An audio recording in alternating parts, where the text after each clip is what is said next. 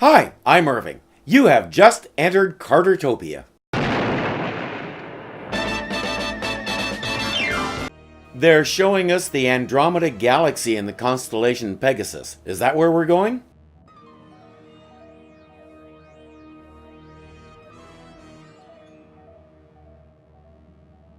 Now they're showing us the Ring Nebula and Lyra. Is that where they are? I've looked at both those objects in my own telescope and I didn't see anybody.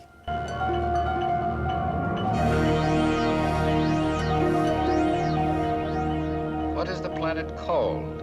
Earth, 2 billion inhabitants. Primitive nation states, crude beginnings in science.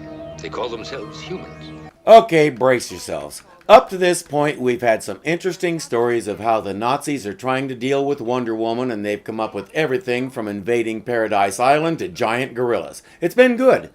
So why, oh why, are we going into space and bringing in an alien threat? Don't we already have enough story material with all of World War II to draw on? This is some kind of multi-planetary council that observes emerging worlds like ours and decides, yes, they actually decide, whether that world should be allowed to continue on its path or if it should be destroyed. Now, they do this in the name of civilization. At the moment, they're deciding that Earth is way too savage to be allowed to exist. They've reached the level of atomic power, next to space travel, and before you know it, their barbaric ways are upsetting the whole galaxy and causing wars and destruction and general mayhem. The majority of this council is in favor of incinerating us now before any of that happens. You do not speak for the council, Sakri. Nor do you, Andros. How long have you been an observer on this Earth? A little more than 3,000 of their years. And you identify with them? Yes, I like them. That's Andros. He'll be our advocate for the evening. He keeps telling the council they're being too hasty, these humans have potential. I wonder if the fact that his name means man has anything to do with it. Nah, that's way too far-fetched. He says before we destroy a planet, there has to be a judgment. Whatever that means. You will return to Earth, Andros. We will remain in sensory contact with you. Show us these humans. Convince the council that they deserve a chance to survive, to grow. But it will be up to you to pass judgment. But if you cannot convince us, Andros, do not resist us. Then we would have to destroy you along with the planet. Civilized talk. Andros subtly and quietly returns to Earth to observe and make his judgment.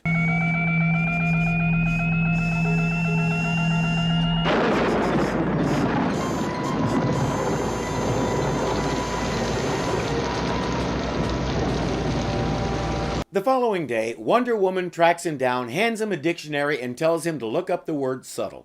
Andros activates his do-everything medallion and contacts the council. Get used to him waving his hand over that thing, because when he does, he can do anything from control the weather to make your armpits stop stinking. I've landed. We are monitoring, Andros. Commencing judgment survey. I'm sure glad they built this prop over a nice deep hole so I don't hit my head coming out. The American military is trying to find whatever it was that crashed in this area because they're afraid it could be a new Nazi weapon. Andros doesn't know that. Bitte. Schuldig, ich bin. And greeting them in German isn't helping. I'm sorry. Call me Andros, please. I'm a visitor. A very peaceful visitor, come to speak to the leaders of your government on a matter of considerable importance. He explains who he is and what his mission is. Of course, these guys are going to accept the story about aliens from outer space without question, right? He says he has to speak to all the world's leaders from Roosevelt to Hitler, then explains why. Call it a council of planets. The representatives of the council have been observing Earth and humanity for quite some time now, since the Neolithic. Andros finishes explaining his mission and the general says, time to lock this nutcase up. Arrest him. I told you it could do anything.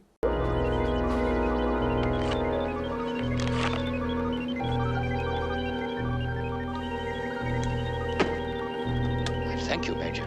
He hasn't done anything harmful, and he didn't even do what he did until you guys made threatening gestures. He already explained that he's here to see if humans can get past our savagery. You're not helping our case. Neither is this guy. Get clear! Grenade!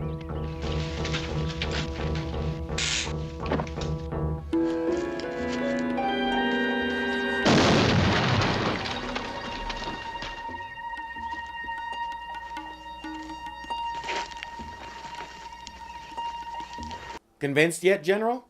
They arranged to get him to Washington under the strictest secrecy. Come on, Bjornson. You're a newspaper man. It's got to be worth money to you. A story about a man who catches grenades in his bare hands and holds them while they explode? I saw him. Strictest secrecy. I figure he's some kind of scientist or something. And listen, General Kane himself, he's taking this guy right to the top. Well, maybe it will be a human interest story worth $5. Ain't fussy. Not on $21 a month. $5. Even in 1942, he's a cheap date. And in a remarkable twist that everybody saw coming, the reporter is a Nazi spy. So now they know about Andros.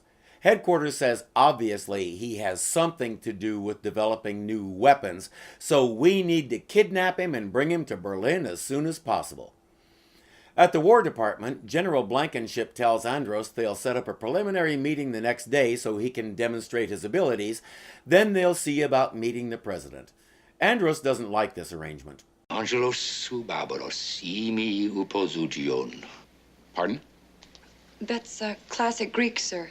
Nobody's surprised that quiet little yeoman Prince speaks fluent classical Greek. A messenger to barbarians is a beast of burden, sir. No offense meant, gentlemen. Just something an old friend of mine once said at a party. Socrates said that. Careful, Diana. You may be tipping your hand a little too much. Yes, that's correct. I see I'm not alone in having met that great man. I love that exchange between her and Steve. He actually thinks Diana met Socrates. Okay. And she just has to shrug and try to avoid his eyes because if he did ask her, I'm not sure she could lie to him. Steve and Diana drive Andros to his quarters.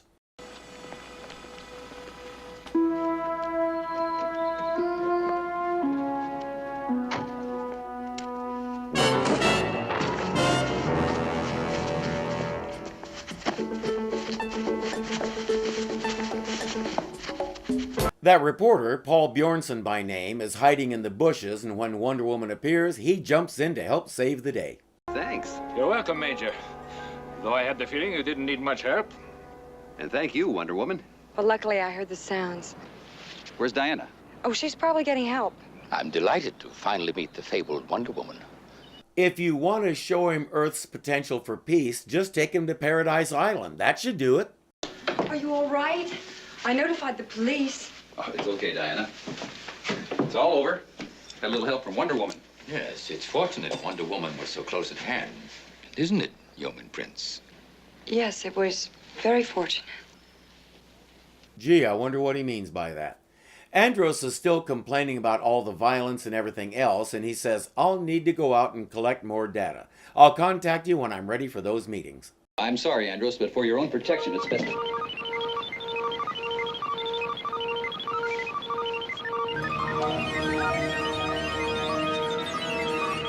He saw what Andros did to those soldiers. Does he really think he can stop this guy if he decides to leave?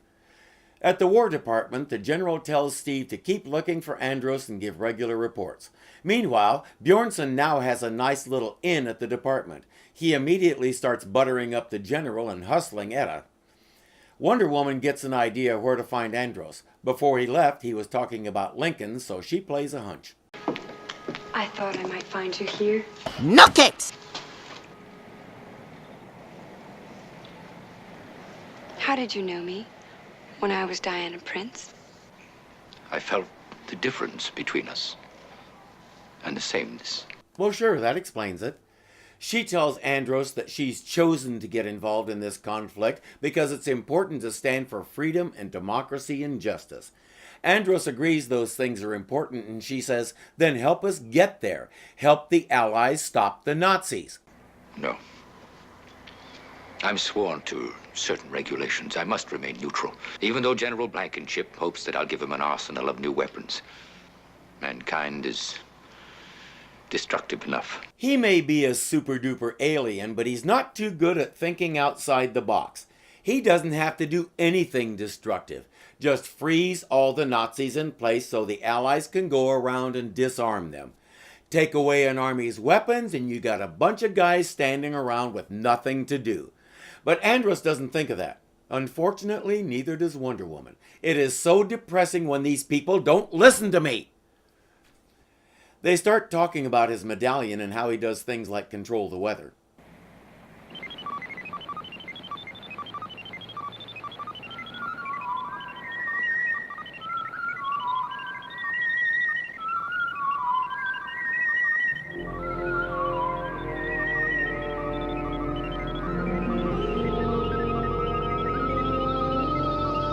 He's moving the moon. Does he have any idea how destructive that's going to be? Tides are going to go crazy and cause devastating tsunamis all over the world.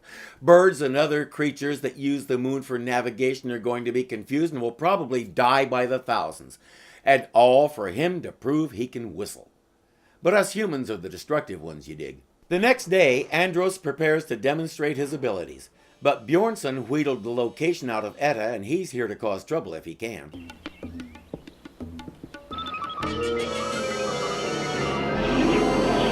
Andros puts on a show and convinces everybody, then gets down to business. The Council of Planets is concerned about this war and about your atomic research in Oak Ridge. I'm afraid that's top secret. Atomic power is the first step, and the next one is space travel. Humans will swarm into the galaxy. Space is vast, but life is precious and rare. We cherish it.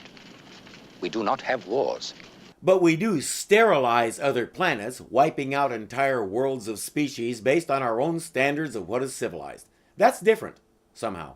I'm not a diplomat or a polite envoy. I am judge, jury, and if necessary, executioner. And he said he'll do it by earthquakes, tidal waves, natural forces that will make it as horrible and miserable for every living thing on the planet as possible. Like I said, civilized. He meets with the president, and afterwards the president calls General Blankenship. The president says he has no doubt that Andros is genuine. That also he could be a very genuine threat. He's ordered me to assemble a strike force for use against Andros. Seriously? He's been briefed about everything Andros can do, and he thinks they can come up with some kind of combination of weaponry or tactics or dumb luck that can overcome Andros. I do not see this ending well. Wonder Woman gets Andros' side of the story and tries to explain that this really is a war between good and evil. Andros isn't convinced and asks Wonder Woman to help him see it as it is. She says, "All right, but I need you to go into my lasso for a few moments." Andros agrees. Andros, have you told me the truth? Yes. If you judge the Earth a danger or threat to your Council of Planets, will you destroy it? The Council will order it done. Can we stop you? No, I think not. What would happen if he just grabbed that necklace of his and yanked it off him? And if you could, even though I'm monitored by the Council, I still must report via my spacecraft's comweb every 3 of your days. And if somehow I'm killed or imprisoned, and that report is not made, an orbiting battle satellite will instantly attack. And this planet will become a barren cinder. At the War Department, Diana has learned about the strike force, and she's fuming. Our only chance is to be honest with him, to trust him, not to make a hopeless attempt to murder him. My assignment is a logical military alternative and a patriotic necessity. To quote Dr. Samuel Johnson, patriotism is the last refuge of scoundrels. Yeoman Prince. Yes, sir. Dismissed. Aye, aye, sir. Their first fight! Major Trevor. This is Strike Force Alpha Wing, sir. We've lost him. Somehow I don't think he's surprised. He's trying desperately to carry out his orders, but he knows it's like throwing spitwads at a tank. Andros, of course, is at his ship reporting in. If these primitives attack you, we will not intervene to help. You will survive or die alone. I accept that. They're capable of suspicion, but not mindless murder. He's been observing humanity for how long? But if they kill you, Andros, we will destroy that planet instantly and completely. Of course they will. If a drunk driver runs over him, they'll judge the whole planet. If some movers accidentally drop a piano on him, well, tough luck for Earth. Civilized, remember? Next day at the War Department, Bjornsson is trying to get Diana to help him talk to Andros. She's adamant that it's not going to happen. Diana? Yes. Afternoon, Etta. I have to talk to you for a second about Andros. Will you excuse us a moment, Mr. Bjornsson? What is it, then? I'm sure that's far enough away that the trained reporter won't overhear. Talk away. Steve wanted me to find you. They've located Andros. He's in the Library of Congress, reading old books of all things. Yeah, he's not listening at all. You can tell by his expression. Totally innocent, no eavesdropping here. Carry on. Steve wants Diana to go over there and keep an eye on Andros. She arrives just as Bjornsson and a couple of goons make their move. Dr. Andros, you will come with us.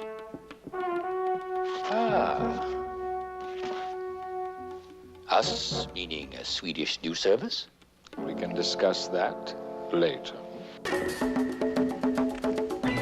Does he understand what they're getting ready to do? He keeps talking about how long he's studied humanity, but he doesn't seem to have learned much.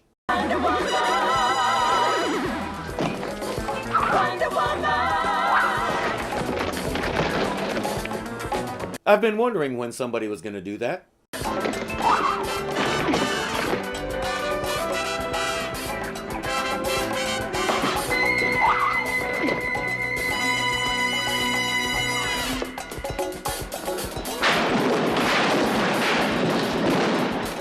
You realize you're going to clean that up, young lady.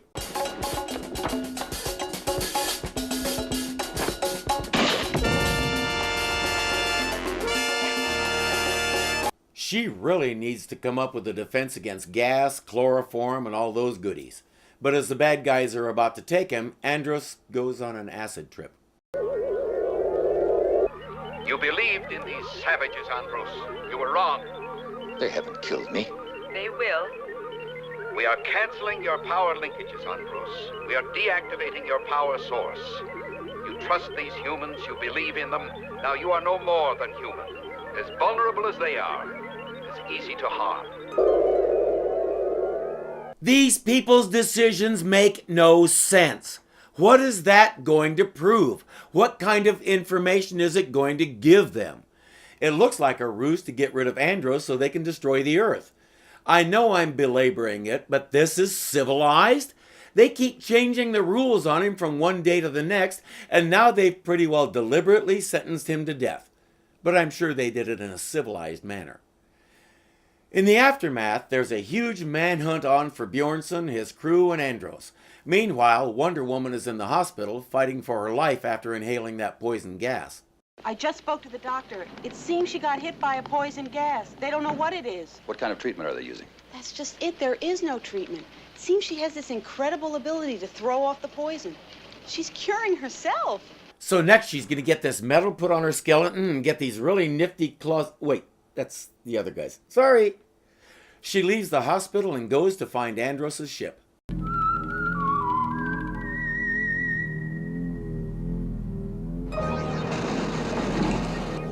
She makes her way inside and starts looking for the communications room.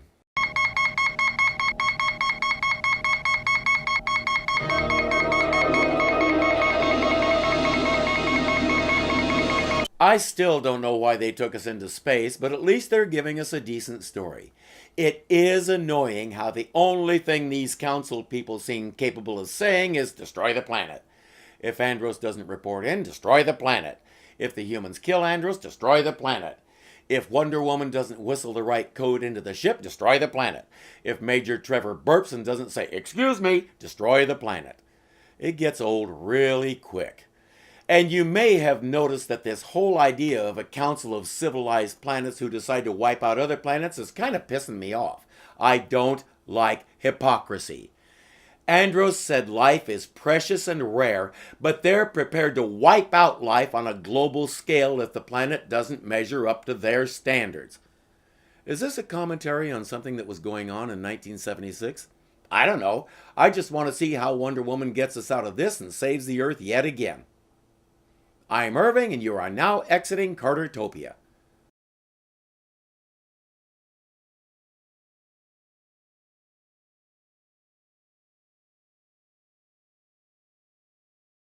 Is this a commentary on something that was happening on Why do I do that? In 1976, dummy! Not on. You don't go on a year. Planets who decide to wipe out other planets is really pissing me off. Don't bump the microphone! I just want to see how Wonder Woman is going to get out of this one and save this. Irving, and you are now exiting Cartertopia. I don't believe it.